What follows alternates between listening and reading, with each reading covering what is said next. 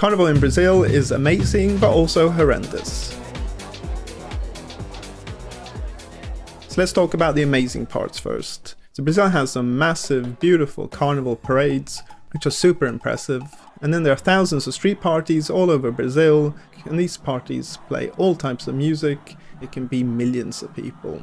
And finally, lots of people during Carnival travel to the beach as well, and have beach parties with family and friends and enjoy the Brazilian summer.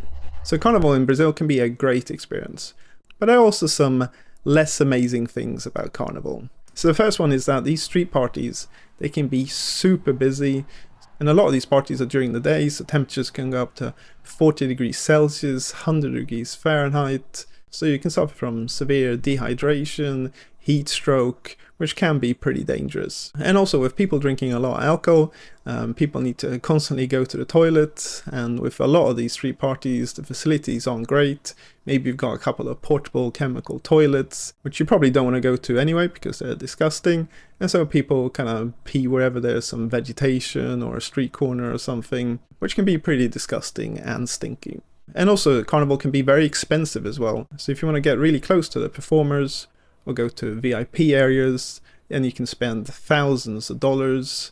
And also the street vendors selling drinks and food can charge extortionate prices, so you can end up spending a lot of money. And finally, people are pretty relaxed and a bit drunk during these parties, and so there's a lot of kissing and other things happening during these parties, sometimes with complete strangers. I'm sure some people have experienced some surprises afterwards. And finally, there's always a risk of some fights breaking out, but that's not specific for Brazil. I mean, that can happen at any party around the world. So you can see there's a good and bad side to Carnival here in Brazil, and that's what I'm going to go through in this video.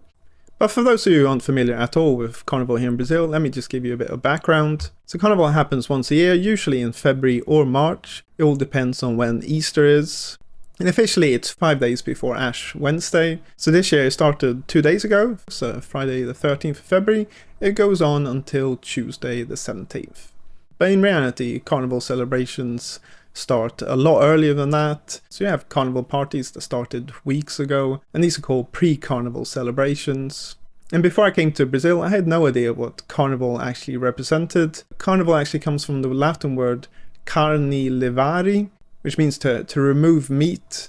So it's a celebration before the 40 days of Lent, when a lot of Christians do fasting and praying before the arrival of Easter. Okay, so now let's have a look at the carnival parades that happen in Brazil. And so these parades, which in Portuguese are called Desfile de Escolas de Samba, and these happen in many cities all around Brazil, but the most famous one is the one in Rio de Janeiro. So they built this stadium just for these parades, which is called the Sambodromo de Marquês de Sapucaí. And it's located in the central part of Rio de Janeiro, and it has this 700-meter promenade surrounded by grandstands and VIP boxes, and it can fit close to 100,000 people in it.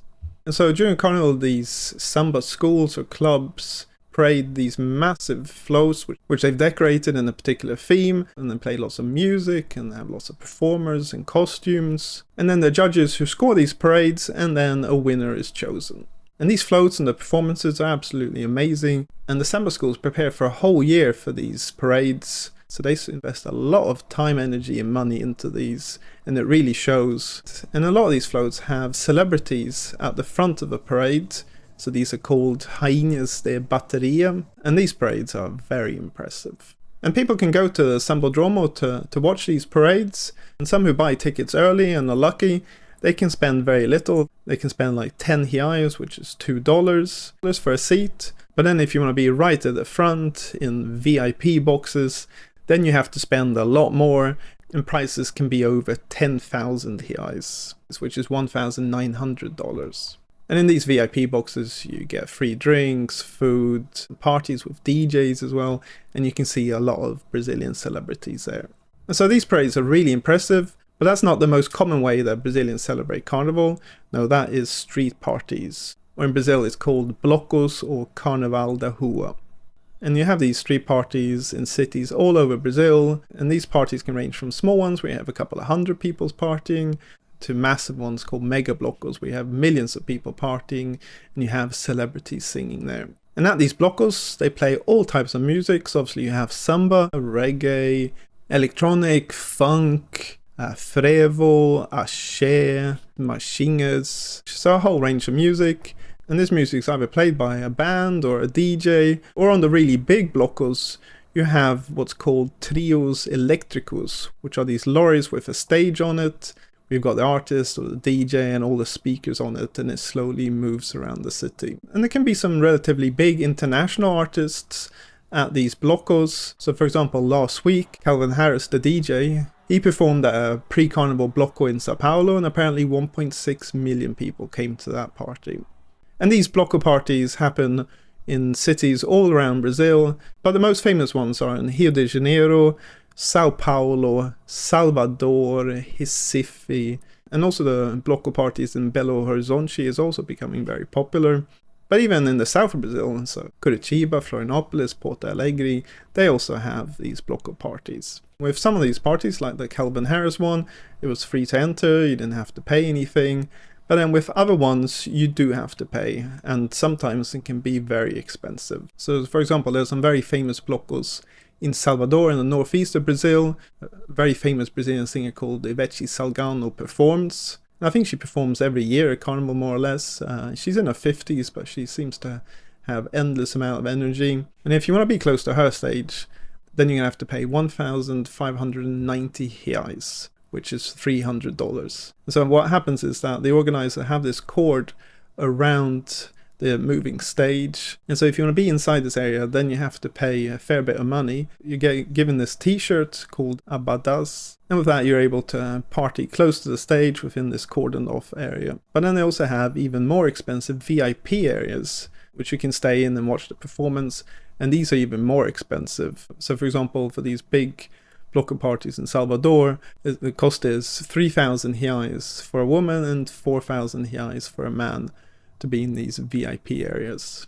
So up to now I've been talking about the really big blocko parties, but you also have the option to go to the much smaller ones. So these are a lot more informal, so you just have a little band or a small DJ playing and a few street vendors selling some food and some drinks, and there's no formal communication about when these are happening.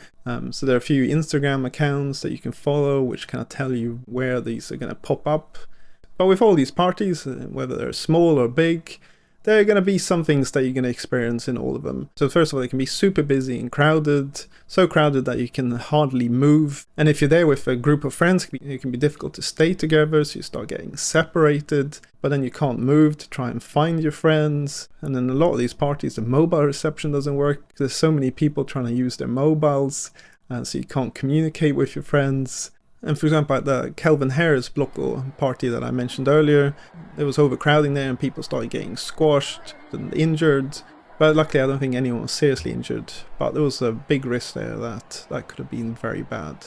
And then if it's during the day and the sun is shining, it can be super hot as well, so it can be over 40 degrees Celsius, 100 degrees Fahrenheit. And people can suffer from heat stroke and dehydration. And yeah, it can be a bit of a scary experience if you're not prepared for it, especially if they're drinking alcohol as well. And also with a lot of these blockos, the facilities and the infrastructure can be a bit simple.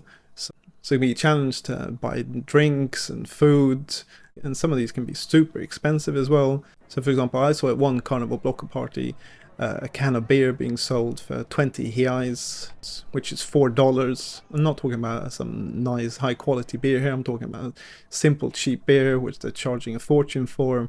And the same can apply for bottled water and food as well, so you can get seriously ripped off at these parties. And also with the toilets as well. So at the big parties, usually they have the chemical portable toilets, but in the smaller, more informal ones, there can be nothing there.